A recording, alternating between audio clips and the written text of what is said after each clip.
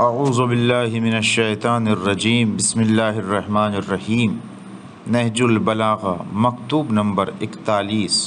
یہ خط حضرت علی علیہ السلام نے ایک عامل کے نام تحریر فرمایا۔ فرماتے ہیں کہ میں نے تمہیں اپنی امانت میں شریک کیا تھا اور تمہیں اپنا بالکل مخصوص آدمی قرار دیا تھا، اور تم سے زیادہ ہمدردی، مددگاری اور امانت داری کے لحاظ سے میرے قوم و قبیلے میں میرے بھروسے کا کوئی آدمی نہ تھا۔ لیکن جب تم نے دیکھا کہ زمانہ تمہارے چچا زاد بھائی کے خلاف حملہ آور ہے اور دشمن بپھرا ہوا ہے، امانتیں لٹ رہی ہیں اور امت بے راہ اور منتشر و پراگندہ ہو چکی ہے، تو تم نے بھی اپنے ابن عم سے رخ موڑ لیا اور ساتھ چھوڑ دینے والوں کے ساتھ تم نے بھی ساتھ چھوڑ دیا، اور خیانت کرنے والوں میں داخل ہو کر تم بھی خائن ہو گئے۔ اس طرح نہ تم نے اپنے چچا زاد بھائی کے ساتھ ہمدردی دی اور اس کا خیال کیا، نہ امانت داری کے فرض کا احساس کیا۔ گویا اپنے جہاد سے تمہارا مدعا خدا کی رضامندی نہ تھا، اور گویا تم اپنے پروردگار کی طرف سے کوئی روشن دلیل نہ رکھتے تھے، اور اس امت کے ساتھ اس کی دنیا بٹورنے کے لیے چال چل رہے تھے، اور اس کا مال چھین لینے کے لیے غفلت کا موقع تاک رہے تھے۔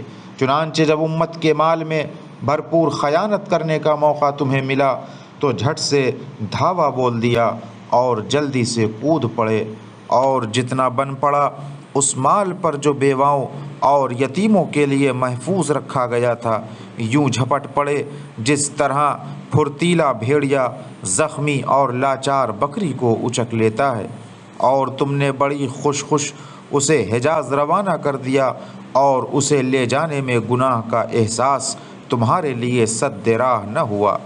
خدا تمہارے دشمنوں کا برا کرے، گویا تمہارے ماں باپ کا ترکہ تھا جسے لے کر تم اپنے گھر واپس روانہ ہو گئے۔ اللہ اکبر! کیا تمہارا قیامت پر ایمان نہیں؟ کیا حساب و کتاب کی چھان بین کا ذرا بھی ڈر نہیں؟ اے وہ شخص کہ جسے ہم ہوش مندوں میں شمار کرتے تھے، کیوں کر وہ کھانا اور پینا تمہیں خوشگوار معلوم ہوتا ہے، جس کے متعلق جانتے ہو کہ حرام کھا رہے ہو اور حرام پی رہے ہو۔ تم ان یتیموں، مسکینوں، مومنوں اور مجاہدوں کے مال سے جسے اللہ نے ان کا حق قرار دیا تھا اور ان کے ذریعے سے ان شہروں کی حفاظت کی تھی، کنیزیں خریدتے ہو اور عورتوں سے عقد کرتے ہو۔ اب اللہ سے ڈرو اور ان لوگوں کا مال انہیں واپس کرو۔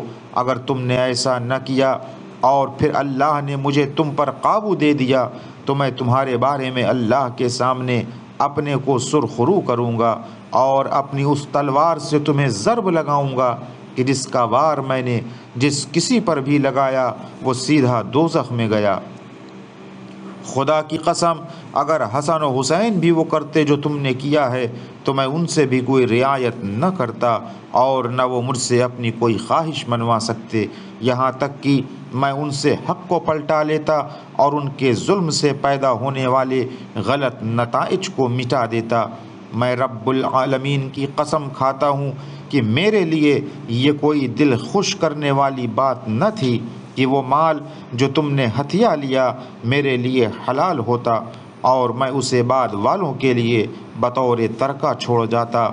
ذرا سنبھلو اور سمجھو کہ تم عمر کی آخری حد تک پہنچ چکے ہو اور مٹی کے نیچے سونپ دیے گئے ہو، اور تمہارے تمام اعمال تمہارے سامنے پیش ہیں، اس مقام پر کہ جہاں ظالم واہ حسرتا کی صدا بلند کرتا ہوگا اور عمر کو برباد کرنے والے دنیا کی طرف پلٹنے کی آرزو کر رہے ہوں گے، حالانکہ اب گریز کا کوئی موقع نہ ہوگا۔ وآخر دعوانا ان الحمد للہ رب العالمین۔